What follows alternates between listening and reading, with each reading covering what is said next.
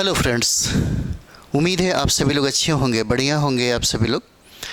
तो जैसा कि हम लोग आज बात करेंगे बीपीसी टीचर में सामाजिक विज्ञान कक्षा 9 to 10 के लिए। कक्षा 9 to 10 में शिक्षक बनने के लिए क्या योग्यता होना चाहिए, क्या सब्जेक्ट कम्युनिकेशन होना चाहिए। ज़रूरी है सब्जेक्ट कॉम्बिनेशन को समझना, क्योंकि बहुत सारे विद्यार्थियों के बीच में एक समस्या बन जाता है। उसके बाद जब हम सब्जेक्ट कॉम्बिनेशन को समझते हैं तो हमें ये ज़रूरी होता है कि अब इसके लिए हमको क्या पढ़ना चाहिए, इसे फाइट करने के लिए सबसे सटीक किताबें क्या है और हमारा रणनीति कैसा होना चाहिए ताकि हम इसे कंप्लीट कर सकें। तो सबसे पहले हम लोग यहाँ पर बात करेंगे योग्यता की। ये सामाजिक विज्ञान से संबंधित है, सोशल साइंस है, वर्ग 9 to 10, वर्ग 9 to 10 हो जाता है। तो चलिए सबसे पहले हम लोग योग्यता पे बात करते हैं, अर्हता पे बात करते हैं कि किस व्यक्ति को, यानी कि 9 to 10 का टीचर बनने के लिए योग्यता क्या होना चाहिए। सबसे पहली अगर बात हम लोग करें तो इस योग्यता में ग्रेजुएशन होना ज़रूरी है, ग्रेजुएशन होना ज़रूरी है और कम से कम 50% मार्क्स भी होना ज़रूरी है। यानी कि अगर सामाजिक विज्ञान से वर्ग 9-10 का टीचर अगर आप बनना चाहते हैं, टीजीटी का टीचर बनना चाहते हैं, तो आपका सबसे पहले ग्रेजुएशन होना ज़रूरी है। उसके बाद आपके पास बीएड की डिग्री होना चाहिए और सबसे इम्पॉर्टेंट है ए स्टेट का, यानी कि शिक्षा जो पात्रता जो है इसका लेवल 1 में पास होना ज़रूरी है, यानी कि ए स्टेट में पास होना आपका ज़रूरी है। यहाँ पर हम लोग सी टेट की बात किए थे, तो सी टेट की मान्यता इसमें नहीं रखा गया है 9 to 10 में। सी टेट की मान्यता हम लोगों ने देखा था 6 to 8 में है ना, 6 to 8 में हो जाता है। तो 9 to 10 टीचर बनने के लिए हमें सबसे पहला ग्रेजुएशन होना ज़रूरी है, 50% मार्क्स होना ज़रूरी है, बीएड की हमारे पास मान्यता होनी चाहिए और इस स्टेट में लेवल 1 में पास होना अनिवार्य है। तब उसके बाद हम लोग 9 to 10 का सामाजिक विज्ञान से हम लोग टीचर का अप्लाई कर सकते हैं, कोई दिक्कत अब नहीं है। अब हम लोग आगे बढ़ते हैं। अब यहाँ पर हम लोग देखेंगे ग्रेजुएशन में क्या क्या होना चाहिए। तो हम लोगों ने देखा था कि 6 to 8 में बहुत सारे सब्जेक्ट को दिया गया था जिसमें कोई ना कोई 2 सब्जेक्ट होना चाहिए, लेकिन यहाँ पर चीज़ें थोड़ा बदल जाती है ना। 9 to 10 में जब हम टीचर बनते हैं उस समय कुछ उसका अपना मानक है ना। तो ग्रेजुएशन में सब्जेक्ट देखिए, अगर आपने हिस्ट्री पढ़ा है, ज्योग्राफी पढ़ा है, पॉलिटी पढ़ा है, इकोनॉमिक पढ़ा है, यानी कि आप देखिएगा ग्रेजुएशन में सब्जेक्ट हो जाएगा हिस्ट्री, ज्योग्राफी, पॉलिटी और इकोनॉमिक्स। और आपने अपने ग्रेजुएशन में कोई 2 सब्जेक्ट पढ़ा हो, जैसे आप देखते हैं बहुत ऐसे लोग हैं ऑनर्स पेपर में हिस्ट्री ले लेते हैं, बाकी पॉलिटी ले लिए, ज्योग्राफी ले लिए। इसी तरीके से ऑनर्स पेपर में ज्योग्राफी ले लिए, बाकी सब्सिडियरी में अन्य 2 पेपर ले लेते हैं। और दूसरा मेन में आपने या तो हिस्ट्री लिया हो या ज्योग्राफी लिया हो, तभी आप 9 to 10 में अप्लाई कर सकते हैं। ये बहुत ज़रूरी है। यहाँ पे थोड़ा टर्म ऑफ कंडीशन कर दिया है ना। आपने हिस्ट्री, ज्योग्राफी, पॉलिटी, इकोनॉमिक्स, इनमें से कोई 2 सब्जेक्ट आपने ग्रेजुएशन में पढ़ा हो, है ना। और इसके मेन में जैसे होता है कि आपने ऑनर्स पेपर में क्या रखा, ऑनर्स पेपर आपका हिस्ट्री है, लेकिन सब्सिडियरी में आप ज्योग्राफी रख लिए, पॉलिटी रख लिए। किसी का ऑनर्स पेपर में ज्योग्राफी हो जाता है, पॉलिटी रख लिया, इकोनॉमिक्स रख लिया, कोई भी रख लेता है। तो इस तरह से उसके मेन में या तो इतिहास होना चाहिए, नहीं तो भूगोल होना चाहिए, तभी इसके लिए वो योग्य हो जाएगा, है ना। चलिए आगे हम लोग बढ़ेंगे। अब हम लोग यहाँ पे सब्जेक्ट कॉम्बिनेशन की बात करेंगे एग्ज़ाम पैटर्न को समझने के लिए, है ना, क्योंकि एग्ज़ाम में यहीं से प्रश्न पूछे जाएंगे आपसे। तो सब्जेक्ट कॉम्बिनेशन में हम क्या लें। सब्जेक्ट कॉम्बिनेशन में आपको यहाँ पे 4 सब्जेक्ट होते हैं, हिस्ट्री हो जाता है, ज्योग्राफी हो जाता है, पॉलिटी हो जाता है और इकोनॉमिक्स है। ये 4 सब्जेक्ट आपके दिए जाते हैं इसमें, जिसमें हिस्ट्री है, ज्योग्राफी है, पॉलिटी और इकोनॉमिक्स हो जाता है। इसमें से कोई दो विषय आप ले सकते हैं, कोई दो विषय आप ले सकते हैं कॉम्बिनेशन में, है ना। परंतु कॉम्बिनेशन में कोई एक सब्जेक्ट आपका हिस्ट्री और ज्योग्राफी होना चाहिए मेन में।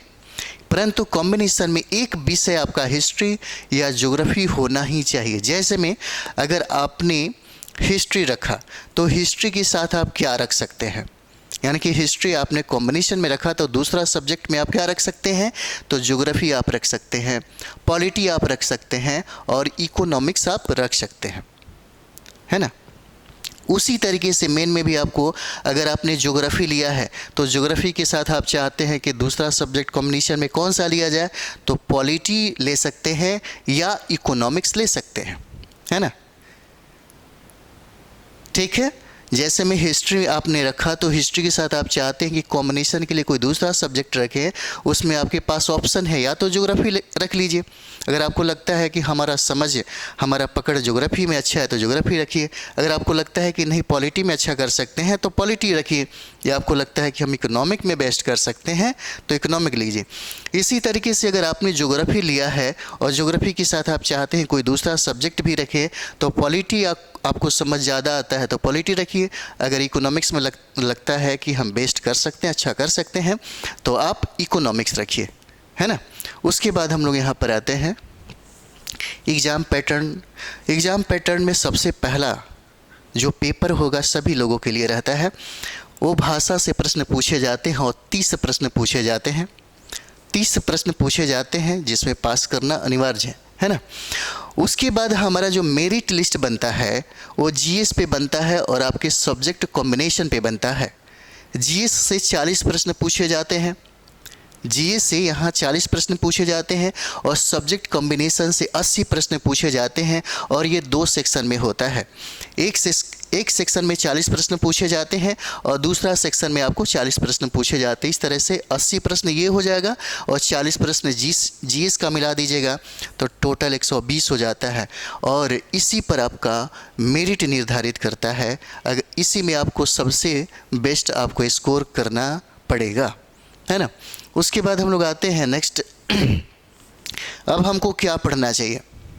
सबसे पहला हम बार बार आपको कहते हैं, सबसे पहला काम आपको रूम पे बैठ करके, है ना, 8 से 10 घंटा जितना आपके पास टाइम मिले, सबसे पहला काम करिए, सेल्फ स्टडी करिए। रिजल्ट अगर लेना है तो रिजल्ट लेने के लिए सेल्फ स्टडी का होना बहुत ज़रूरी है। जो विद्यार्थी सेल्फ स्टडी पे फोकस करता है रिजल्ट उसका होता है, और हमेशा से रहा है। जो विद्यार्थी सेल्फ स्टडी पे कमांड किया, 10 घंटा बैठने की कैपेसिटी खुद अपना एक आदत बनाया, उसका रिजल्ट रहा है। और दूसरा जो इम्पोर्टेंट बात है वो है सटीक किताबें। अगर सटीक किताबें है, और तीसरा अगर आपको डायरेक्शन देने वाला बंदा कोई है ना, कोई भी हो सकता है, आपके माता पिता भाई बंधु हो सकते हैं, इंस्टीट्यूट हो सकता है, टीचर हो सकते हैं, कुछ भी हो सकता है ना। तो ये 3 चीज़ अगर आपके पास है तो कोई भी कंपटीशन को फाइट करना आपके लिए बहुत इजी हो जाता है ना। तो चलिए हम लोग पढ़े क्या। पढ़ने के लिए हम बार बार आपको कहते हैं कि SCERT पढ़िए, SCERT, क्योंकि आपको पता है कि आपको बिहार में अगर शिक्षक बनना है, बिहार में शिक्षक बनना है तो ज़रूरी है SCERT पढ़ना। क्यों SCERT पढ़ना ज़रूरी है, अक्सर बहुत सारे विद्यार्थी हैं जो पूछते हैं। देखिए, जो BPSC ऑलरेडी प्रश्न जो बनाता है उसका संदर्भ बिहार देता है, और बिहार का इतिहास, ज्योग्राफी, पॉलिटी जो है SCERT से बेहतर किसी भी किताबों में आपको नहीं मिलेगा, NCERT में भी नहीं मिलेगा।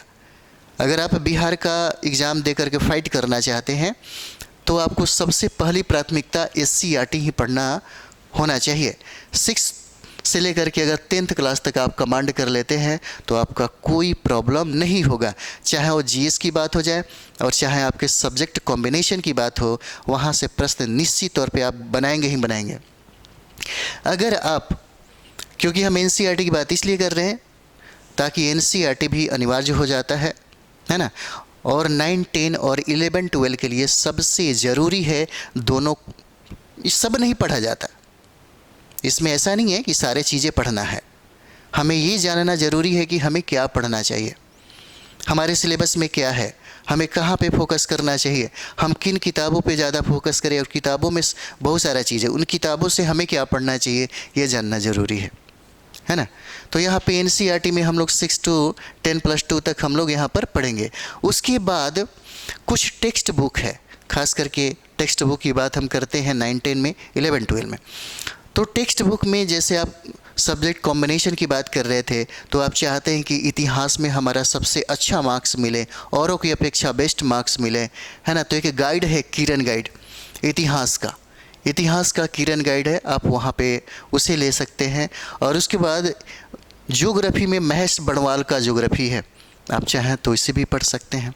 और सबसे इम्पॉर्टेंट है आपके लिए, जब आप 9 to 10 का एग्ज़ाम देने जा रहे हैं तो सबसे पहला काम करिए 1.0, 2.0 और 3.0 में किस टाइप का प्रश्न पूछा गया है, यानी कि प्रीवियस ईयर का जो भी प्रश्न है उसको एक बार समझिए, उसका मूल्यांकन करिए, उसको बनाइए। आपको ये बात समझ में आ जाएगा कि प्रश्न कहाँ से पूछे जाते हैं और किस सब्जेक्ट को पढ़ना चाहिए, है ना, और कौन सा बुक हमें पढ़ना चाहिए, यहाँ पे समझ में आएगा। हमारे ये सारे बताने से आपको हो सकता है ना, दो तरह के इंसान होते हैं, या तो खुद देने के बाद उनको समझ में आता है, नहीं तो कोई ऐसा सीनियर हो या किसी और से वो सीख जाते हैं, है ना। तो यहाँ पे अक्सर लोग अपने से ही सीखना चाहता है, इसलिए सबसे पहला जो काम है, आप 1.0, 2.0 और 3.0 जो है, जितना भी प्रश्न पूछा गया है ना, री एग्जाम भी हुआ उसका भी आप देख लीजिए क्या क्या प्रश्न है, क्या क्या किस टाइप से प्रश्न पूछे जाते हैं, है ना। उसके बाद आपका काम होना चाहिए घटना चक्र का जो पूर्वावलोकन आता है, घटना चक्र का पूर्वावलोकन, यहाँ से आप अपने सब्जेक्ट कॉम्बिनेशन के लिए पढ़ सकते हैं, और 40 नंबर का जो जीएस है यहाँ से आप कर सकते हैं। इस तरह से आपका जो तैयारी है यहाँ आते आते पूर्ण हो जाता है, और आप 120 प्रश्नों का तैयारी आप पूर्ण रूप से कर लेते हैं। बहुत बड़ी बात नहीं है, बस सही तरीक़ों से अगर पढ़ा जाए, है ना, सही टेक्निक में पढ़ा जाए तो निश्चित तौर पे रिजल्ट आता है। 3 से 4 महीना काफ़ी है आपके रिजल्ट के लिए, है ना। ऐसा नहीं है आप लोग कुछ पढ़े नहीं होंगे, बहुत सारा चीज़ है जो पढ़े होंगे, है ना, बहुत ऐसा चीज़ है जो जानते नहीं होंगे, है ना, बहुत ऐसा चीज़ है जिसे आप नहीं जानते हैं। और यही चीज़ एकदम ईजी बना करके पढ़िए, कोई टेंशन मत लीजिए, है ना। समस्या बनाएंगे तो समस्या बनेगा, समस्या मत बनाइए, हर समस्याओं का समाधान है, आप चाहें तो उसे ख़त्म कर सकते हैं, है ना। अगर आफत को गले लगाएंगे तो लगेगा, आफत को गले नहीं लगाएंगे तो नहीं लगेगा। यही कंपटीशन की दुनिया है, इसमें 2-3 फंडा काम करता है। अगर आपके अंदर वो कैपेसिटी है फाइट करने का, तो कम से कम 2-3 चीज़ें होना ज़रूरी है। सबसे पहला आपका होना ज़रूरी है कम से कम 8 से 10 घंटा, है ना, आप बैठ करके एकाग्र रूप से पढ़ सके। सेल्फ स्टडी करने के लिए कैपेसिटी होना चाहिए, क्योंकि बात यह है कि यहाँ पे बैठना बड़ा मुश्किल काम है। 8 से 10 घंटा 12 घंटा अकेले रूम में किताबों के साथ संघर्ष करना और बैठना बहुत मुश्किल होता है ना। लेकिन अगर आपने किया, कोई भी विद्यार्थी अगर ये काम करता है तो निश्चित तौर पे फाइट करता है, कोई बड़ी बात नहीं है। ऐसा नहीं है, आपके दोस्तों में ही जो लोग मेहनत करते हैं, जो हार्डवर्क करते हैं, वहीं कंप्लीट करते हैं, वहीं फाइट करते हैं, है ना। तो चलिए, ये हो गया, ये सामाजिक विज्ञान से संबंधित 9-10 का, है ना, कॉम्बिनेशन था, क्या पढ़ना था, है ना। ये सारा चीज़ों पे हम लोगों ने बात किया। तो हम लोग मिलते हैं नेक्स्ट वीडियो में। थैंक यू वेरी मच आप सभी लोग।